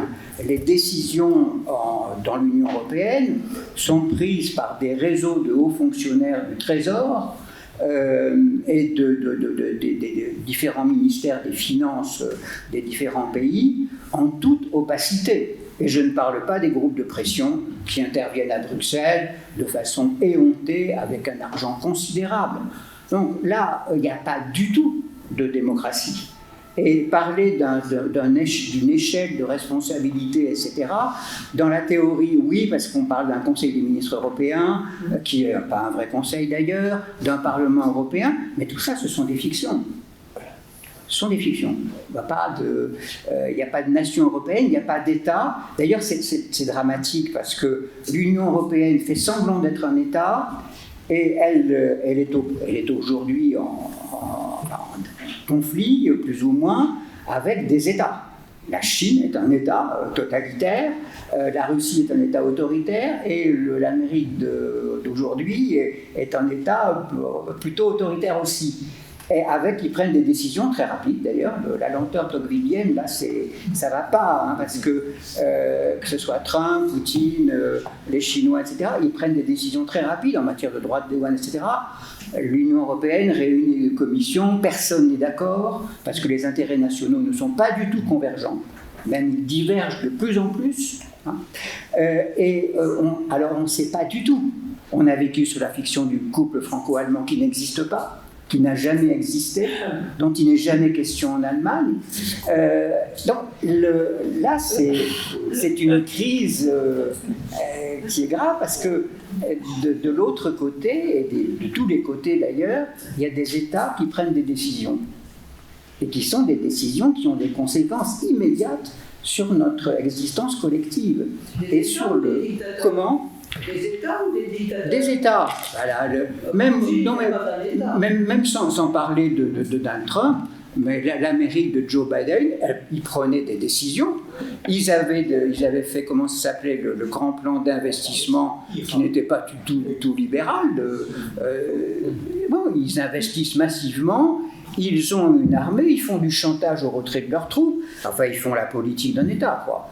Il n'y a pas besoin de Trump pour ça. Obama aussi envoyait des drones sur des États souverains.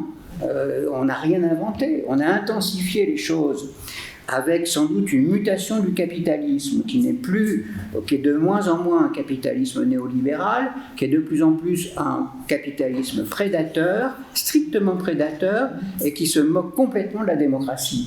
D'ailleurs, c'est un peu l'exemple du Venezuela. Main basse sur le pétrole, le reste, ils s'en fichent. Établir la démocratie au Venezuela, manifestement, ce n'est pas du tout l'objectif des États-Unis. Bon, donc, c'est pas une question simplement de dictature ou de pas de dictature. Il y a des logiques d'État qui sont dans des compétitions extrêmement dures sur le plan économique et sur le plan également diplomatique. Et là, l'Union européenne n'existe pas du tout. Alors, on a suffisamment d'idées qui ont été lancées et qui suscitent des réactions. Quand on voit et on comprend que les agriculteurs manifestent, comment Madame Ursula von der Leyen va toute seule voter pour que le Mercosur existe, eh ben, on se demande comment elle a fait. Si l'Europe... je ne sais pas comment on est arrivé à faire quelque chose qui n'est pas démocratique, mais on nous a vendu ça comme un projet suprême. Dans les années 60, le marché commun, ensuite la communauté économique européenne, c'était une union d'États qui avait une protection tarifaire. Tarif extérieur commun.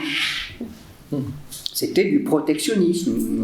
Nous étions dans un système de protection des activités économiques de cette zone qu'on appelait marché commun. On a fait sauter ça. De même, sur le plan agricole, il y avait une politique agricole, des systèmes de prix garantis, des choses extrêmement compliquées. On a ouvert au marché mondial. On a les conséquences aujourd'hui. Donc, c'est pas du tout. Quand on parle de l'Europe, de l'Union européenne, on ne parle pas du marché commun.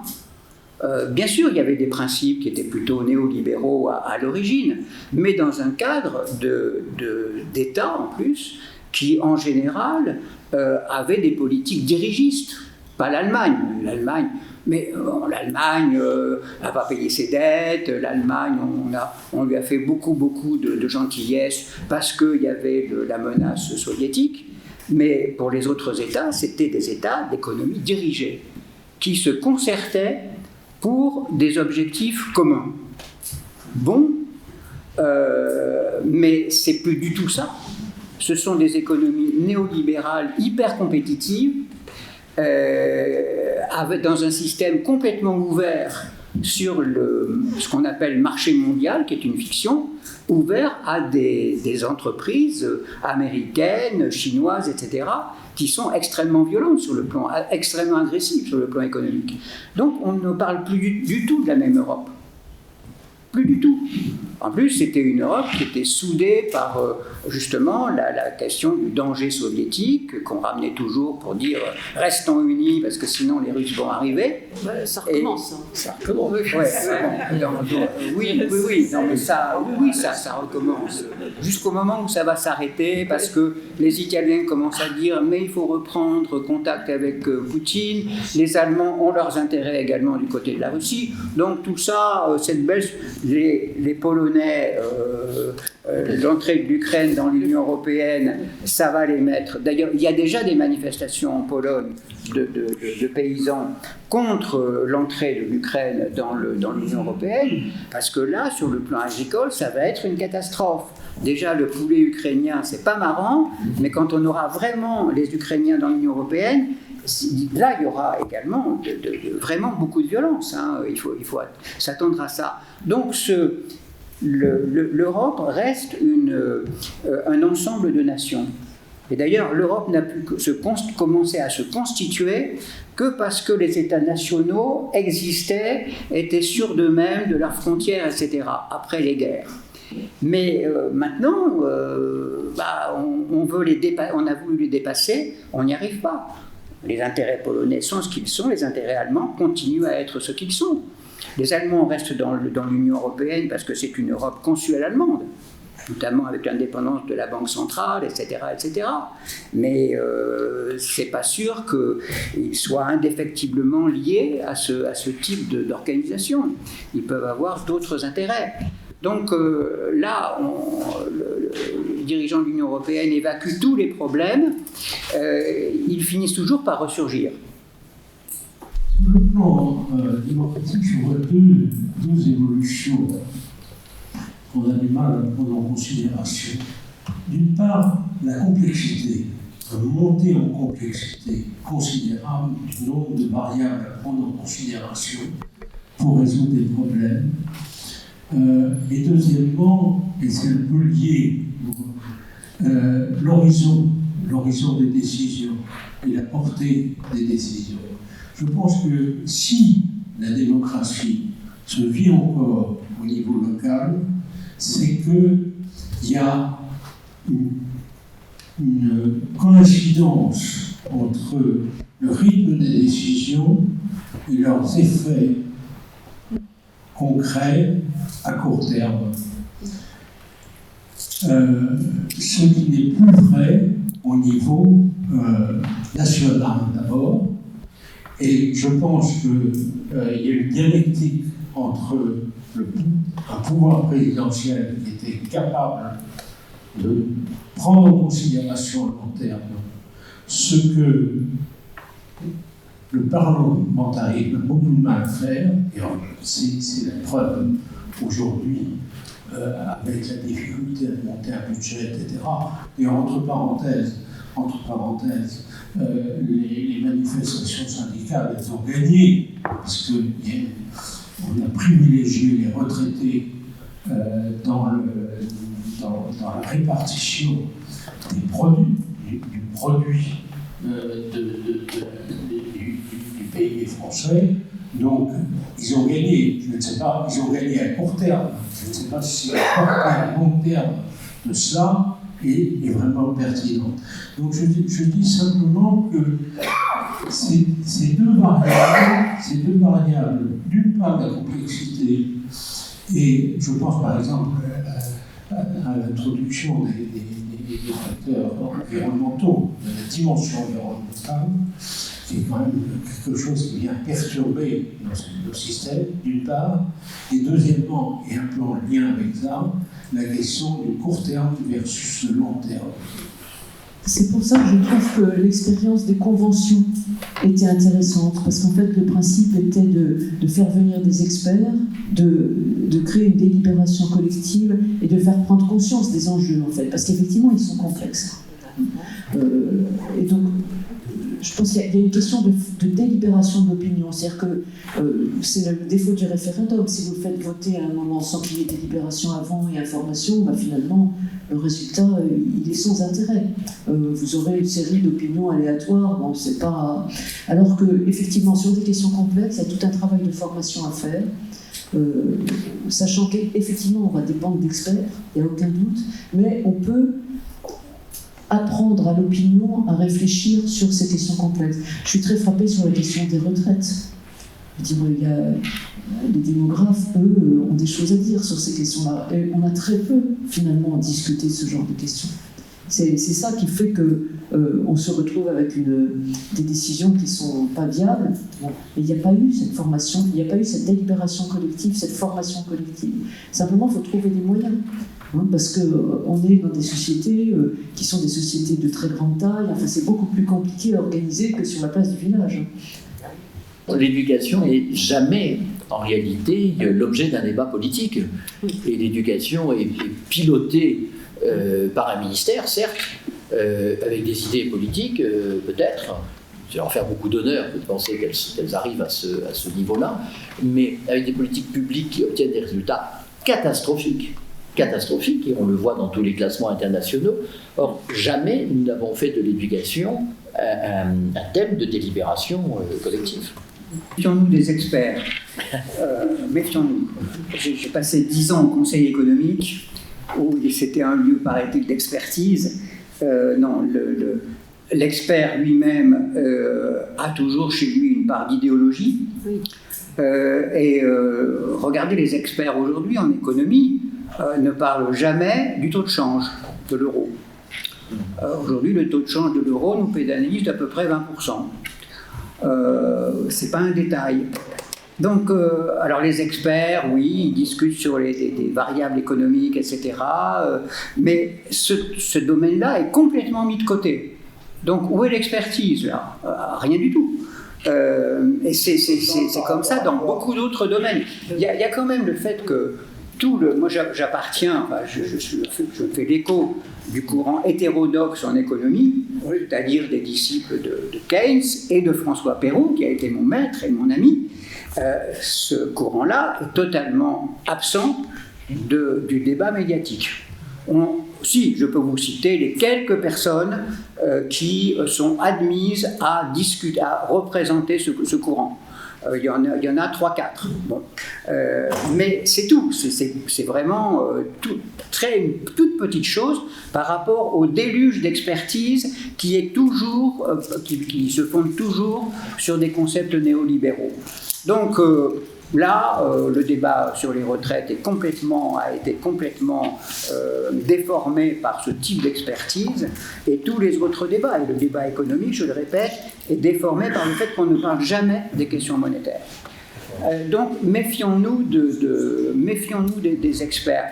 Et encore une fois, il n'y a pas que les conventions, d'ailleurs les conventions, ça s'est déroulé en pleine opacité, bon, mais il y a beaucoup de critiques qui ont été faites, mais là encore, la planification est le meilleur moyen de relier le court terme et le long terme, et justement de prendre en compte toute la complexité d'une nation comme la nôtre. C'est un travail qui est institué, qui est constant, avec des possibilités naturellement de modifier le plan en fonction des évolutions de la conjoncture. Le livre qu'a écrit Pierre Massé sur le plan ou l'anti-hasard reste tout à fait remarquable. Il a écrit ça dans les années 60, c'est tout à fait remarquable. Il dit, c'est pas le plan soviétique, on a justement inventé en France une planification qu'on disait indicative, enfin quand même dans un système très largement dirigiste, mais qui restait un lieu de débat, de confrontation entre les syndicats, l'administration, etc. Et qu'on peut beaucoup perfectionner d'ailleurs. Et Massé disait, le plan est un réducteur d'incertitude. On ne fait pas disparaître l'incertitude, on la réduit par un ensemble de choix cohérents qui ont été concertés. Ça, on l'a complètement sacrifié. Donc on ne sait pas du tout où on en est. Et on sacrifie à toutes les modes. Aujourd'hui, en ce moment, c'est retour des empires. Ah là là, qu'est-ce qu'on fait? Il y a 10 ans, c'était tous en Chine, l'atelier du monde, et ils fabriquent des machins pénibles, enfin des grosses bagnoles, et puis nous, on aura l'intelligence, et puis ça a raté. Les experts, depuis 40 ans, ne cessent de se tromper. Hein. Ils se sont trompés sur la Chine, ils se sont trompés sur le marché mondial, ils se sont trompés sur l'Allemagne, modèle, c'était le modèle. On s'aperçoit que l'Allemagne est dans une crise profonde, structurelle, qu'ils ont fait de très mauvais choix, notamment l'abandon du nucléaire. Donc, méfions-nous de tout cela et au contraire, essayons de retrouver des lieux de délibération nationale, et la planification est un de ces lieux. Il y a à l'évidence aujourd'hui une forme d'insatisfaction démocratique. Et on le voit dans les sondages. Vous avez sans doute vu au début du mois de janvier, Le Monde a publié une enquête où on voit que désormais 42% des Français sont d'accord avec les idées défendues par le Rassemblement national contre 44% qui sont opposés, alors qu'on était à 71% qui est trouvée dangereuse en 2002. Donc, or, cette montée en puissance de l'extrême droite vient de cette insatisfaction. Et d'ailleurs, on le lit aussi, c'est lié à une sociologie, à une géographie. J'ai l'habitude de dire que quand vous prenez la nationale 19, qui part de Belfort et qui arrive à Paris par l'Est, et que vous passez par Vesoul, Langres et tous ces territoires dont on imagine le dynamisme, ben c'est pas difficile, on voit bien les ruines industrielles, les friches, et à chaque fois, plus la ville est abandonnée, plus le RN est élevé. Et dès lors que vous avez une ville qui est à peu près prospère, là pour le coup, le vote RN est moins fort. Or, cette insatisfaction démocratique, elle vient du sentiment soit de l'échec des politiques publiques, soit de leur incapacité, c'est-à-dire de cet écart entre l'annonce et la réalité. Alors, en même temps, est-ce que d'une certaine façon, le propre de la démocratie n'est pas nécessairement de générer cette insatisfaction, puisqu'il y a forcément une part d'utopie et de rêve dans le projet démocratique, mais on se heurte au réel, surtout avec des sociétés extrêmement complexes, de plus en plus larges et de plus en plus ouvertes. Il y a eu une insatisfaction dès le début. C'est lié à la démocratie à partir du moment où le principe c'est de rendre les individus maîtres de leur destin collectivement. Cette maîtrise, elle est toujours insuffisante, et en plus le mouvement de l'égalité fait que on aspire à plus d'égalité d'une certaine façon, et donc il y a une insatisfaction qui fait d'ailleurs la fécondité de la démocratie. C'est que c'est un régime où on a envie de changer des choses normalement. ce qui n'est pas le cas dans une dictature, là où on ne vous demande jamais votre avis, vous n'avez pas l'intention ni le rêve de changer. Il faut que ça aille mieux et qu'en quelque sorte vous ayez un peu de puissance pour que vous puissiez être insatisfait et vouloir davantage. Donc, il y a une insatisfaction qui est sûrement l'essence même de la démocratie. Simplement là, l'insatisfaction, elle va quand même un peu loin parce qu'elle consiste en fait à trouver qu'on pourrait se débarrasser de la démocratie. Donc là... Et notamment chez les jeunes. Oui. On voit effectivement une montée très nette chez les jeunes de tentations illibérales ou autoritaires. Alors, je ris parce que ce qui est étrange dans cette discussion, et à cause du lieu dans lequel nous sommes, n'est-ce pas, et du cercle qui nous reçoit, c'est qu'on n'a pas du tout parlé de la question de la religion. Oui. Et du fait que, par rapport au monde de Tocqueville, mais même au monde de l'après-guerre, de mon enfance, nous avons connu une révolution fondamentale, c'est le cas de le dire, qui est la sortie du religieux, ce que Marcel Gauchet appelle la sortie du religieux. C'est-à-dire que là, ce n'est pas une question de foi, de gens qui perdent la foi, c'est le fait que les religions ne structurent plus du tout les sociétés. Et notamment la société, enfin les sociétés européennes de l'Ouest. Et ça, effectivement, c'est un élément fondamental. Je ne porte pas de jugement de valeur, on constate quelque chose. C'est quelque chose qui est fondamental dans le malaise démocratique. C'est le fait qu'il n'y a plus de système de référence commun. En France, nous en avions deux, tout le monde le sait. Il y avait les catholiques et il y avait les communistes. C'était la religion séculière, d'une grande religion séculière. 20% de la population qui participait de cet espoir dans la révolution mondiale. Les deux se sont effondrés en même temps. Le catholicisme, ça a été un mouvement très très long, le communisme est un mouvement beaucoup plus rapide, mais le fait est qu'on se retrouve sans aucun système de référence, la fin des grands récits, etc. Donc, et le récit néolibéral ne comble pas les attentes, justement. Au contraire, c'est le récit de la guerre de tous contre tous, de la compétitivité acharnée, etc. Donc voilà, bon, les forts gagnent, tant mieux pour eux, mais les faibles, qui sont les plus nombreux, ils en subissent les conséquences. Et ça, effectivement, bon, c'est une question que pose Marcel Gauchet, que pose Bernard Bourdin également, c'est la question d'une société qui n'a plus de fondement, qui n'a plus de référence commune, qui est en pleine autonomie et qui a du mal justement à s'y retrouver. Il est vrai que les chrétiens n'ont pas été immédiatement favorables au libéralisme et qu'en 1864, la publication du syllabus a quand même provoqué un divorce complet entre les catholiques, puisque c'était la responsabilité des catholiques, j'ai bien dit les catholiques, et le monde moderne et le libéralisme, c'est qu'il faudra attendre Vatican II pour une forme de réconciliation avec... ça a été préparé avant. Oui, mais c'est préparé avant, mais pour que le syllabus soit effacé, il faut quand même Nostra Aetate et ses textes. Le syllabus, c'est violent, hein, quand on l'étudie, enfin, quand on le regarde, c'est quand même le catalogue d'erreurs, et le libéralisme est dans ses erreurs. Donc, j'allais dire, on vient de loin. Mais l'argument de certains, c'est de dire justement que cet effondrement du coup des références religieuses vient de la conversion des catholiques au libéralisme. Et donc, le libéralisme est un principe de dissolution et de conduite vers, effectivement, simplement une pratique individuelle et une protestantisation de la pratique. C'est un raisonnement de Bossuet qui est repris par Lamennais. Vous savez, on quitte le catholicisme, on passe au protestantisme, après on passe au déisme, et puis on aboutit au riénisme et à l'immoralité. C'est un très très vieux raisonnement. Et bon, Y a-t-il d'autres questions? Parce qu'on a beaucoup... Enfin, non pas nos intervenants, parce qu'ils sont là pour ça, mais moi j'ai beaucoup monopolisé le micro. Du temps de Tocqueville, ça ne se posait pas dans les mêmes termes. C'était le manque de diffusion des médias. Et aujourd'hui, les médias sont en voie de transformation extrêmement rapide. et pour la génération de petits-enfants, hein, ça c'est représenté par les réseaux sociaux. Alors comment est-ce que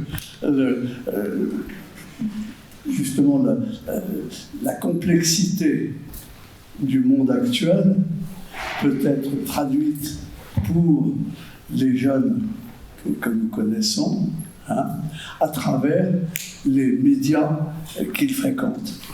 Moi, j'ai été très frappée par le livre de Ampoli, là, justement, Les ingénieurs du chaos, parce que ce qu'il montre, c'est précisément comment un certain type de réseaux sociaux, etc., parce qu'ils créent des bulles, en fait, tendent à faire des individus qui s'écartent, en fait, au lieu de se réunir. Enfin, ils se réunissent que par petits blocs. Donc, il y a effectivement un effet sur une société qui est liée à ce mode de communication dans lequel chacun de nous ne retrouve que ce qui lui plaît déjà, en quelque sorte. Donc ça c'est un véritable enjeu qui mérite de réfléchir sur ce qu'on peut faire pour les médias. Est-ce qu'il faut réguler certaines choses? Est-ce qu'il faut créer d'autres médias? Enfin voilà, c'est une question compliquée. Mais le livre est très intéressant pour ça. En particulier, il montre bien comment on peut manipuler complètement des opinions politiques par ce biais et comment on peut favoriser finalement une prise de pouvoir de groupes restreints. Qu'est-ce que vous répondez? Je réponds que, on peut réguler les médias, essayer de les réguler, mais il ne faut pas se faire d'illusions. On a affaire à des choses puissantes, mais on peut sûrement en partie les réguler. Hein. Et puis, après...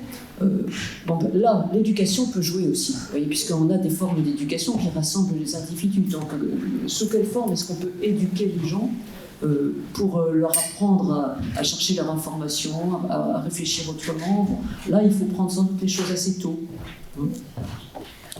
Mais nous avons justement un exemple avec... Moi, je me suis complètement trompé sur la possibilité de la réélection de Donald Trump. J'ai cru que les Américains resteraient durablement choqués de ce que nous avons vu le 6 janvier 2021. Et je pensais qu'une culture constitutionnelle et institutionnelle limiterait chez certains électeurs la tentation de voter Trump. Bon, j'ai tort sur toute la ligne, puisqu'on a vu le résultat des élections de 2024. Et de ce côté-là, la responsabilité l'éclatement des médias et des supports est énorme. Oui. Et donc là, on a un exemple. Alors, ce n'est pas le premier exemple, parce que moi, je veux dire que quand j'ai vu les images du 6 février 2024, j'ai pensé, du 6 janvier, pardon, j'ai pensé à l'incendie du Reichstag en 1933. Or, les médias, et les journaux que contrôlait notamment le parti nazi, ont effectivement vendu la conspiration communiste, etc. Donc la manipulation des esprits dans le système démocratique est assez facile. Par ailleurs, certains ont fait remarquer que l'apparition de nouveaux médias, justement la radio avec Adolf Hitler, ou la télévision, et aujourd'hui finalement, à chaque fois change la donne d'un point de vue politique. On a fait par exemple l'étude effectivement que les Américains qui avaient la télévision avaient massivement voté Eisenhower en 1956 et plus encore Kennedy en 1960 après le débat avec Nixon, mais qu'il y a vraiment un changement. Or nous, je dirais ici dans cette pièce, nous sommes quand même des héritiers de Tocqueville et de l'écrit. Moi quand je demande à mes étudiants comment ils s'informent, ce ne sont que par les réseaux Twitter, et ça c'est pas du tout la même chose. L'article, moi je me souviens avoir fait des études en lisant Le Monde, et ça m'a servi. Là, on sort du domaine du politique pour aborder un monde que nous ne connaissons pas. Effectivement, c'est pas notre culture en général ici ce soir. Et la télévision est en train de mourir. Bon, nous avons tous vécu avec la télévision, en commentant la télévision, on commente encore la télévision, mais c'est un média pour des personnes de mon âge. Hein, vraiment. D'ailleurs, il s'adresse à nous comme ça. Hein. Surtout la deuxième chaîne, là. Vraiment, on a l'impression que c'est pour des très très vieux retraités. Mais que bon, peu importe, ce média est en train de mourir. D'ailleurs, c'est pire en France qu'ailleurs. Hein. Les amis qui regardent les traits de télévision étrangères. L'Espagne, c'est pas mieux. Mais surtout, nous sommes confrontés à ce problème non maîtrisable des réseaux sociaux et des algorithmes qui effectivement enferment tout le monde dans des bulles où on est tout le temps entre soi ou avec soi-même. Et l'intelligence artificielle vient compliquer la dangerosité, puisque maintenant nous avons des jeunes gens qui interrogent leur système d'intelligence artificielle comme conseillers psychologiques et suivent les conseils. Parce que comme ce sont des conseils aimables, etc., sympas, eh bien on a plutôt tendance à les suivre plutôt que ceux d'un conseiller qui vous dirait bon, faites autrement. Et ça, alors là, il n'y a plus de maîtrise là-dessus. Et le désastre psychique des adolescents, nous en avons tous des exemples. On ne peut pas accepter ça au nom de la liberté d'expression. D'ailleurs, quelle liberté, puisque ce sont des algorithmes ou des systèmes qui durcissent les insultes sur Twitter, etc., par des systèmes extrêmement complexes. On ne peut pas accepter que des générations entières soient victimes de ça et se retrouvent à l'hôpital psychiatrique. Parce que nous en sommes là, n'est-ce pas ? La télévision avait des agréments, mais ça n'avait pas cette influence qui est une influence sur l'ensemble de la personne humaine et sur son psychisme. Là, depuis quelques années, ça s'est considérablement aggravé. Et il n'y a pas de réponse. Peut-être, oui, il y a des interdictions à faire. Hein. Seulement, nous ne maîtrisons rien. Les plateformes sont aux États-Unis. Facebook, c'est pour les personnes âgées, hein. Mais Twitter, un peu aussi. Mais TikTok, des choses que je connais mal, c'est pour des jeunes. Et là, on est complètement en dehors de tout contrôle des émetteurs de ce genre de choses. Je vais apporter deux petites notes positives. La première, c'est par rapport aux échanges que les citoyens peuvent faire entre eux. Et là, je veux parler des Assises nationales de l'éthique. Elles viennent de débuter, elles vont durer 6 mois. Il s'agit de débattre des thèmes de bioéthique qui vont, s'imprimer petit à petit, venir petit à petit à la conscience du public et qui vont profondément modifier les choses sur ce plan-là. Donc pendant 6 mois, les gens, les personnes telles que nous, vont être associées à la base sur des questions d'éthique très importantes et que cette association va donner des fruits qui va permettre au comité éthique national ensuite de délibérer et de proposer des décisions. Ça, c'est le premier point. Le deuxième point, je suis frappée de ce que les jeunes, et je dirais les jeunes ménages, se servent des réseaux sociaux et d'Internet en général pour leur vie courante et leur vie pratique. Quand un jeune ménage arrive dans une ville, s'installe dans une ville qu'il ne connaît pas, immédiatement il arrive à se greffer sur les réseaux des parents d'élèves, des consommateurs de tels produits, etc. Et pour en tirer un bénéfice, pour connaître des gens. Ce que je veux dire là, c'est que le système associatif qui jusqu'à maintenant marchait énormément sur l'écrit et par des lettres et des réunions, se démultiplie extrêmement facilement par les réseaux sociaux et par Internet. Et il me semble qu'il y a une vitalité à la base qui n'existait pas auparavant et qu'on voit poindre et se développer. Voilà, je voulais apporter 2 petites notes positives. Eh bien, nous terminerons sur ces notes positives, puisqu'il y a eu matière, effectivement, à réflexion. Je vais juste laisser la parole à François Hernewein pour l'annonce de la prochaine conférence. Mais la bêtise, c'est de conclure, donc je ne peux pas conclure. conclure, mais je suis quand même ravi qu'on ait pu accueillir Françoise Mélonio et Bertrand Renouvin ce soir. Je suis très content pour ce cycle sur la démocratie. Donc le prochain, la date reste à régler, ça sera sur les pathologies de la démocratie. On a déjà évoqué certains aspects de ces choses-là dès ce soir. Et puis le dernier posera la question démocratie directe ou pas. Ça promet d'être aussi intéressant, enfin en tous les cas dans la continuité de l'intérêt du débat de ce soir, c'est-à-dire on va pouvoir continuer à creuser ce sujet-là, qui, à mes yeux, est extrêmement important. Je voudrais faire une remarque sur la climatologie ou le climat de ce soir. C'était extrêmement intéressant de commencer par un penseur comme Tocqueville, qui souligne à la manière dont il l'a fait, comme vous l'avez lu et interprété, son peu de goût pour les excès, qui est quand même un sujet dans la vie politique aujourd'hui. Et j'ai aimé chez Bertrand Renouvin la conscience quand même qu'un certain nombre de dérives d'aujourd'hui sont le produit d'élites néolibérales complètement aveugles sur l'état du monde. Et je terminerai par un constat ancré dans une expérience personnelle. On s'inquiète beaucoup de l'accès des gens à la parole dans le débat public.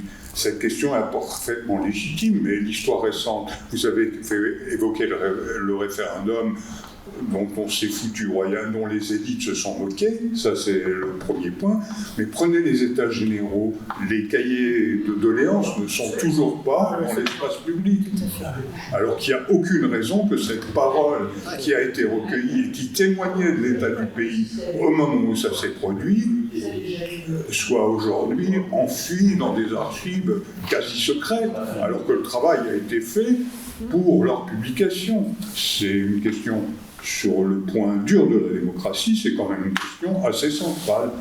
Bon, je vous remercie tous d'être là ce soir. Ceux qui ne sont pas membres de Confrontation, je les invite à adhérer à ce club très chic et très vivant.